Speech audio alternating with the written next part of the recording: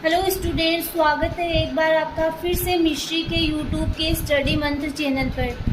आज हम लोग डिस्कस करने वाले हैं कि सेंगर सीक्वेंसिंग मेथड क्या होता है, इसका क्या प्रिंसिपल होता है, उसको हम डिस्कस करेंगे। तो यहाँ पे लिखा हुआ है आपके सेंगर मेथड ऑफ सीक्वेंसिंग। तो जैसा कि हम लोग कल डिस्कस कर चुके हैं कि डीएनए सीक्वेंस का मीनिंग क्या होता है, डीएनए सीक्वेंसिंग क्यों की जाती है, कि कोई भी डीएनए है वो न्यूक्लियोटाइड से मिलकर बना होता है। अब हमें ये पता करना होता है कि उन न्यूक्लियोटाइड में कौन कौन से बेस सीक्वेंस प्रेजेंट होते हैं, वो किस क्रम में अरेंजमेंट होते हैं। इसको पता करने के लिए डीएनए सीक्वेंसिंग की जाती है। तो यहाँ पे लिखा हुआ कि chain determination method of DNA sequencing, कि इस मेथड को क्या कहा जाता है, चेन डिटर्मिनेशन मेथड भी कहा जाता है। इट इन्वॉल्व्स फॉलोइंग कंपोनेंट्स, इसमें निम्न कंपोनेंट्स इन्वॉल्व होते हैं।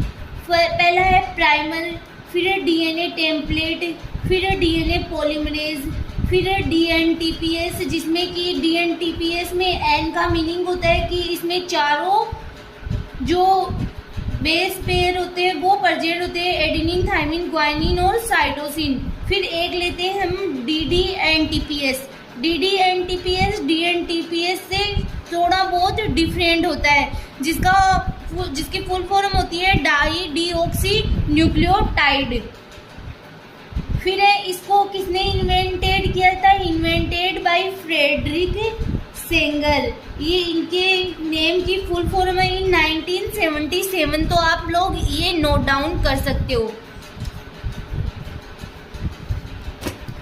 सबसे पहले मैं आपको इसको थोड़ा बहुत डिटेल में बता देती हूँ, फिर आप इसके नोट्स प्रिपेयर कर सकते हो।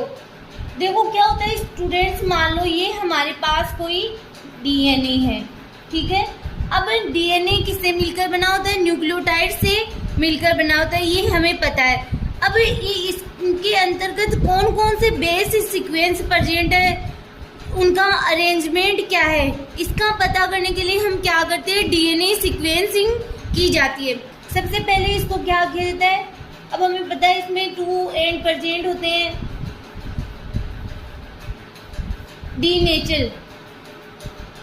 डीनेचर करेंगे तो क्या होगा कि ये सिंगल स्ट्रैंड में कन्वर्ट हो जाएगा।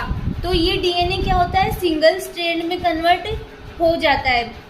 तो अब हम लोग इसको सिंगल स्ट्रैंड में कन्वर्ट हो जाने के बाद में अब हम ये पता करेंगे कि इसमें कौन सा डीएनए सीक्वेंस प्रेजेंट है। फाइंड आउट दिस सीक्वेंस,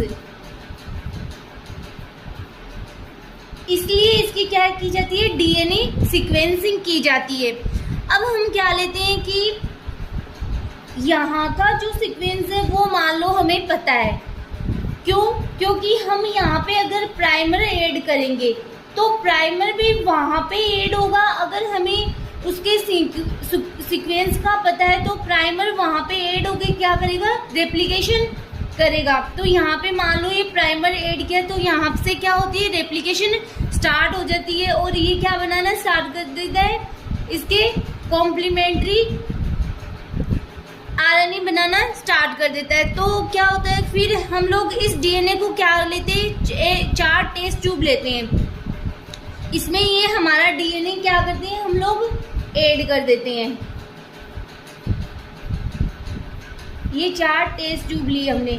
अब इसमें हम लोगों ने ये डीएनए ऐड कर दिया, प्लस इसमें क्या करते हैं, हम डीएनए पॉलीमरेज ऐड करते हैं, ठीक है। अब हम लोग क्या करते हैं, इसमें जो हमारे पास सीक्वेंस है, मतलब स्पेसिफिक सीक्वेंस लेते हैं हम। मान लो इसमें ले रहे हैं डीडी एटीपी, इसमें ले रहे हैं डीडी सीटीपी, इसमें ले रहे हैं हम डीडी जीटीपी, इसमें ले रहे हैं हम डीडी टीटीपी।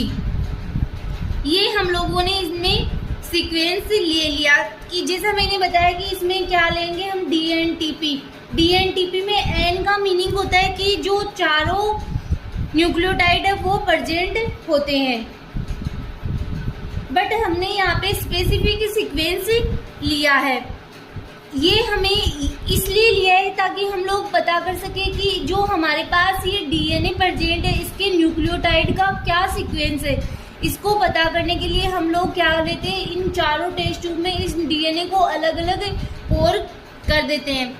फिर हम लोग, हमारे पास मान लो ये मैंने कोई सीक्वेंस ले लिया यहाँ पे, ठीक, यहाँ पे कोई सीक्वेंस है ATGCCGA, ये कोई सीक्वेंस है।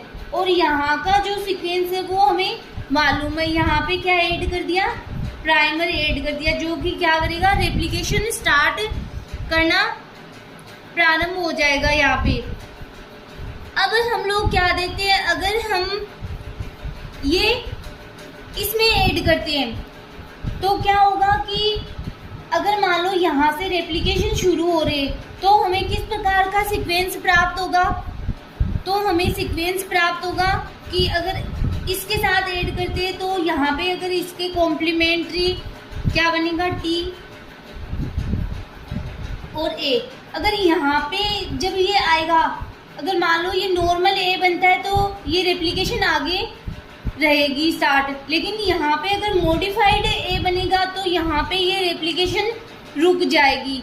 इसी प्रकार अगर हम लोग ये इसमें ऐड करते हैं, ठीक है, तो हम लोग क्या देखते हैं कि हमें किस प्रकार का सीक्वेंस प्राप्त होगा कि यहाँ से तो मिल जाएगा कि T A C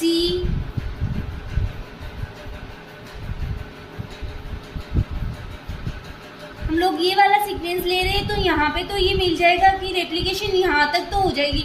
बट जब यहाँ पे चेंज होने का टाइम आएगा तो अगर ये G नॉर्मल बनता है तब तो ये रेप्लिकेशन आगे रहेगी कंटिन्यू। अगर नॉर्मल नहीं बनता है तो अगर मॉडिफाइड G हमें मिलता है तो ये रेप्लिकेशन यहीं पे ही रुक जाएगी। आगे नेक्स्ट अगर हम लोग इसके रेफरेंस में अगर बात करें तो वही आगे, अगर मान लो हमें नॉर्मल G मिल गया यहाँ पे और नेक्स्ट हमें मॉडिफाइड G मिला तो ये जो रेप्लिकेशन है वो यहीं पे ही रुक जाएगी और हमें इस प्रकार के सीक्वेंस प्राप्त हो जाएंगे। ठीक है, फिर हम लोग क्या करते हैं कि इनको चारों जो हमारे पास टेस्ट ट्यूब होगी उसमें डिफरेंट फ्रेगमेंट मिलेंगे कि मान लो एक में हमें ऐसे डिफरेंट फ्रेगमेंट मिल गए, एक में इस प्रकार का फ्रेगमेंट मिल गया, एक में एक ही फ्रेगमेंट मिल गया या एक में 3 फ्रेगमेंट मिल गए। कई स्मॉल साइज के होंगे, कई बिग साइज के फ्रेगमेंट होंगे, वो हमें पता नहीं है कि किस प्रकार के फ्रेगमेंट हमें मिल रहे हैं। तो अब हम लोग क्या करेंगे, इनको जेल इलेक्ट्रोफोरेसिस पे क्या करवाएंगे, रन करवाएंगे। तो जेल इलेक्ट्रोफोरेसिस पे जैसे कि हम लोगों ने कल भी पढ़ा था कि जो स्मॉल फ्रेगमेंट होते हैं वो तो क्या होते हैं, दूर तक चले जाते हैं और जो लॉन्ग फ्रेगमेंट होते हैं वो पास ही रह जाते हैं। अब हम लोग चारों टेस्ट ट्यूब को इसमें ऐड करते हैं तो हम लोग फिर क्या देखते हैं कि हमें इनमें अलग अलग फ्रेगमेंट, जैसे लॉन्ग फ्रेगमेंट है तो इस प्रकार से मिलेगा और शॉर्ट है तो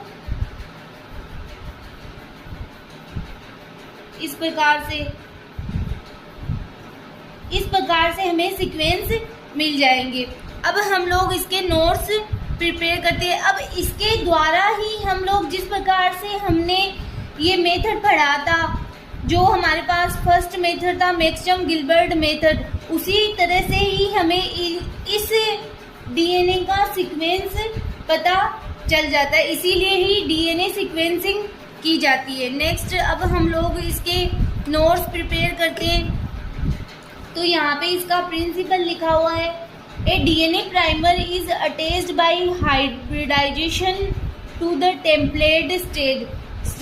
जो टेम्पलेट स्ट्रैंड होता है उसके साथ में हम लोग क्या ऐड कर देते हैं, डीएनए प्राइमर ऐड कर देते हैं। And deoxy nucleosides triphosphates DNTPS are sequencing add to the primer strand by DNA polymerase. और इसमें इसके साथ में क्या ऐड कर देते हैं, DNTPS ऐड कर देते हैं और डीएनए पॉलीमरेज भी ऐड कर देते हैं। अब इसके स्टेप में फर्स्ट हमने पढ़ा था डीनेचुरेशन, फिर प्राइमर का अटैचमेंट होता है, फिर टर्मिनेशन होता है, फिर पॉलीएक्रिमाइड जेल इलेक्ट्रोफोरेसिस करते हैं, फिर हम लोग इसके क्या करते हैं, सीक्वेंसिंग का पता कर लेते हैं। DNA sequencing is performed in 4 separate tubes each containing. जो डीएनए सीक्वेंसिंग होती है उसमें जो 4 सेपरेट ट्यूब होती है, उनमें अलग अलग में क्या होता है, हमें अलग अलग फ्रेगमेंट प्राप्त होते हैं। Single strand DNA to be sequenced, जो सिंगल स्ट्रैंडेड डीएनए वो क्या होता है, उसका सीक्वेंसिंग का पता चलता है। फिर हम लोग डीएनए पॉलीमरेज ऐड करते हैं, प्राइमर ऐड करते हैं और 4 DNTPS ऐड करते हैं। कौन कौन से, यहाँ पे DD लिखना है, DDATP, DDCTP, DDGTP और ये यहाँ पे लिखा हुआ DDTTP और DDGTP। फिर small amount of one of the 4 DDNTPS, DDATP और DDCTP और अच्छा यहाँ पे लिखा हुआ है ये पहले से, तो DNTPS में पहले यही ऐड करते हैं कि ये ऐड कर देते हैं DATP, DCTP, DTTP और DGTP। फिर स्मॉल अमाउंट में जो हमारे पास ये था डाइडिऑक्सी न्यूक्लियोटाइड, ये ऐड कर देते हैं। फिर यहाँ पे प्रोसीजर दे रखा है कि सबसे पहले हमारे पास ये क्या लिया, हमने डबल स्ट्रैंडेड डीएनए लिया है। फिर इसको क्या करते हैं, डीनेचुरेशन करवाते हैं, फिर प्राइमर ऐड करते हैं। प्राइमर ऐड करने से जो हमारे पास ये सीक्वेंस है वो क्या है, यहाँ वाला नॉन सीक्वेंस है। यहाँ पर क्या ऐड करते हैं, प्राइमर ऐड करते हैं, जिससे रेप्लिकेशन की प्रोसेस शुरू हो जाती है। फिर प्रिपेयर 4 ट्यूब्स, फिर हमें क्या मिलती है, जो इनके द्वारा क्या करते हैं, जब हम रेप्लिकेशन की प्रोसेस शुरू होती है फिर हमें अलग अलग फ्रेगमेंट प्राप्त होते हैं। फिर इनका क्या किया जाता है, जेल इलेक्ट्रोफोरेसिस पर इनको रन करवाते हैं। तो हमें इस प्रकार से जो हमें शॉर्टर फ्रेगमेंट्स होते हैं वो तो क्या होते हैं, दूर डिस्टेंस तक जाते हैं, और लॉन्गर फ्रेगमेंट होते हैं वो पास में ही रह जाते हैं। तो आप इसको नोट डाउन कर सकते हो इस प्रकार से। ये यहाँ पे लिखा हुआ है gel electrophoresis followed by auto radiography.